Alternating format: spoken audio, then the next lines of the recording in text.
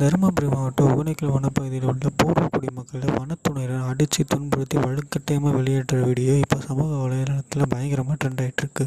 அவங்க வீட்டை அடைச்சி உடைக்கும் போது பெண்கள் போலீஸ் காலில் விழுந்து கண்ணீர் மல்க கதற வீடியோ நம்ம நெஞ்சையே உருக்குற மாதிரி இருக்குது. இருந்தாலும் அது வனத்துறையோட இடம்ன்றனால அது ஆக்கிரமிப்பு இடமாக தான் கருதப்படுது.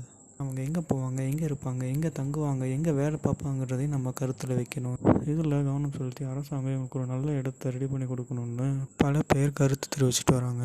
இந்த சம்பவத்துக்கு அமமுக பொதுச்செயலாளர் டிடிவி தினகரனும் அதிமுகவும் கடும் எதிர்ப்பு தெரிவிச்சிட்டு இருக்கு. மேலும் இது போல முக்கியமான தகவலை தெரிஞ்சுக்கொள்ள நம்ம நோட்டீஸ் டாக்கீஸ் சேனலை மறக்காம சப்ஸ்கிரைப் பண்ணிருங்க.